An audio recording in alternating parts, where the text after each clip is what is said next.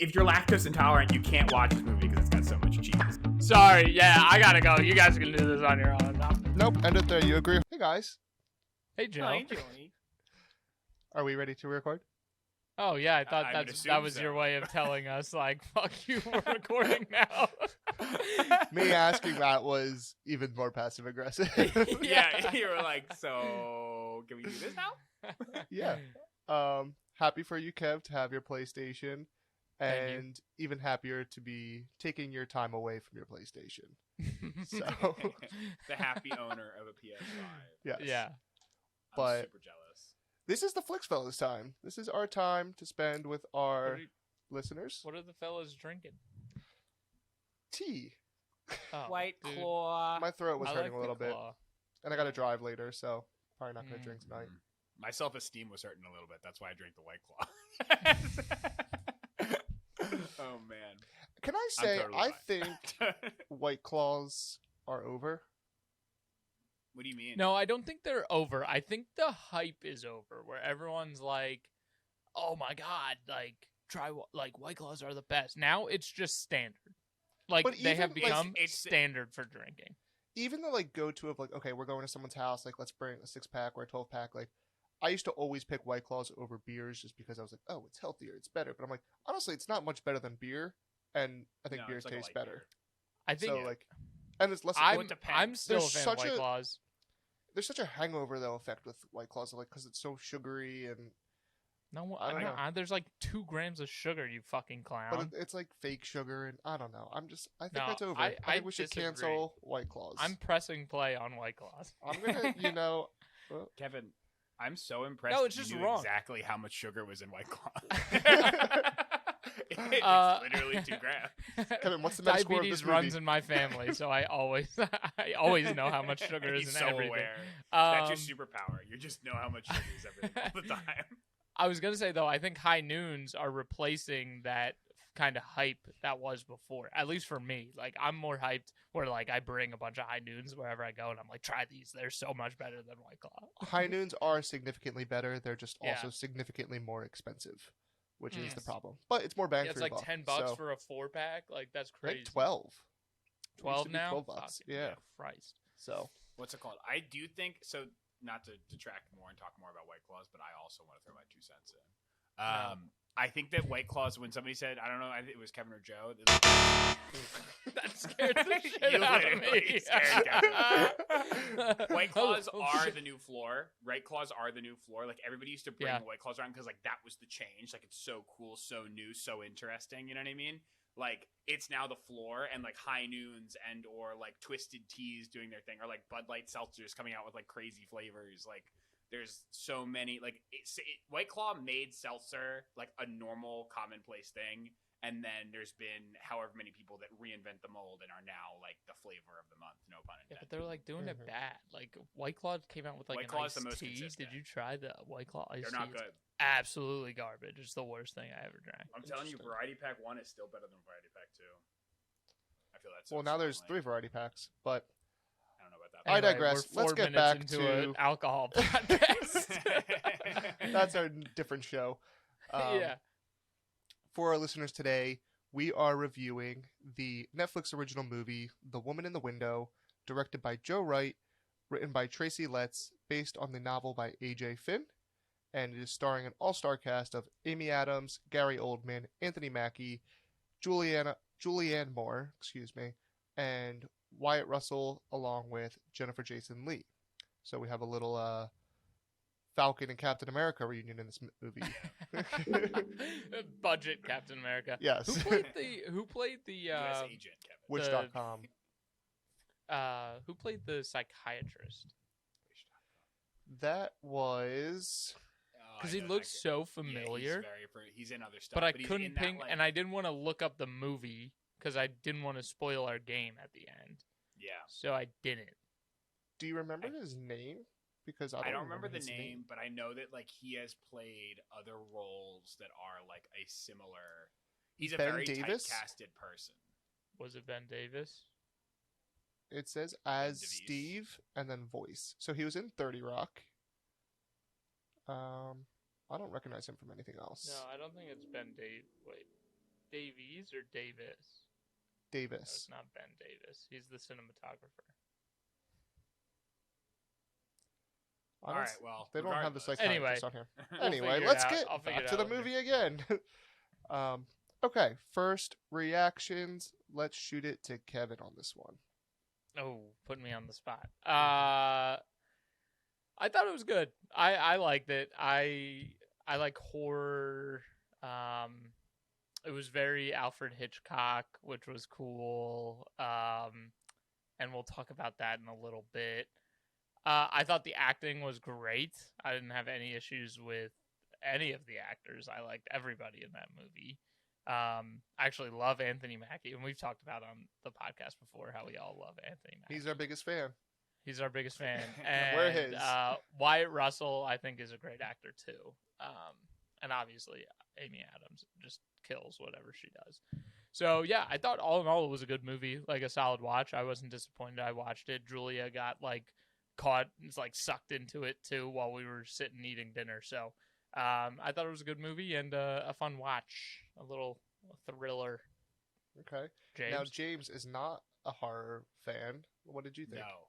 It was I wouldn't even call light. it. I don't think this is a horror movie. I think this is more of a thriller, is what I would call this. It's a psychological thriller, in my opinion, in my professional podcasting opinion. What's it called? So I think this movie is fantastic. I really, really like this movie. I thought that the first 40 to 45 minutes, because this movie's like an hour and a half, right? It's short. It's short, yeah. Yeah. I think the runtime's 140. I think 140 exactly, yep. Yeah, first 30 minutes are a bit of a snooze fest, but once you kind of get into that psychological mind bender type stuff, that's where really the gold and the meat of the movie comes out. And I thought the position that put many of the main characters in this movie was super interesting. And I very quickly got I was this movie's okay, this will be a mid-tier, maybe low-tier movie. And then I got sucked in and I was I'm watching every minute of this. I love this.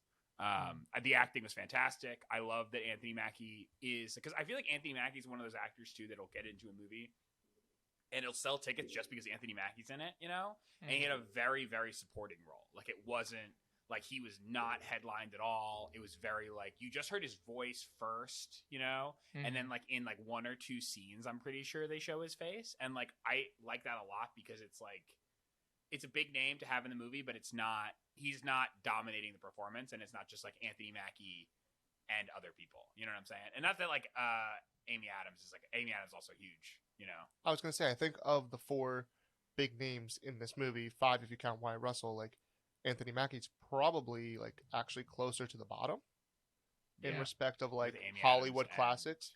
Amy Adams, true. Gary Oldman, But and he's- Julianne Moore collectively have what is it? Did you 13 add that Oscar nominations between them and 2 wins.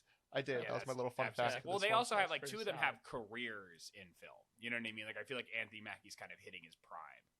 All 3 of them have. Well, technically, they all have careers in film. Yeah. But That's what I'm saying. But what I'm saying is they're I would say Gary Oldman and Amy Adams are closer. Not Amy Adams as much, but who's the other one? The Julianne Moore. Julianne Moore. Julianne Moore. Both of them are kind of towards they're in a different. They're not in the prime of They're their more- careers, I don't believe anymore. They definitely They're just have- more I established. don't I think know. they're just. Julianne Moore, and Amy Adams both were nominated for Oscars. I think last Year. Yeah. They. Really? right? Well, I mean, I don't think. Yeah, I guess. But I'm saying is I guess you're right. What do I you think there's- consider their prime? Just because they're not young? Yeah, I guess that's maybe what That's I'm exactly thinking what is he thinks. no, 100%, because I'm thinking of them in roles where they are young, right? And I'm oh, they're losing the ability to play those roles, therefore they're out of their prime. But you're right that they're actually transferring into new other roles that they can excel at. So I'm incorrect. You know what I mean? They very well could have not hit. the prime. Kevin celebrates every time that I admit that I'm wrong. But ultimately, to get back to the movie, great time, fantastic movie, amazing showing of acting, and definitely a star-studded cast. Joey, go ahead. Yeah, I actually really enjoyed this movie. I was skeptical going into it because I know I picked it, but I thought it was going to Joey be. picks are usually risky picks. They're usually on the edge. But I thought it was going to be a little bit like cheesy, kind of cliche, and in the very beginning, like James said, the first like 30 minutes or so, it does really pound down that like vague horror film, psychological thriller genre where like nothing is ever really said. It's all just kind of like talking in whispers of like shadows of like they don't really tell you much up front. It's just kind of like little. It's just very vague, I should say. And they pound down this like psychological thriller effect.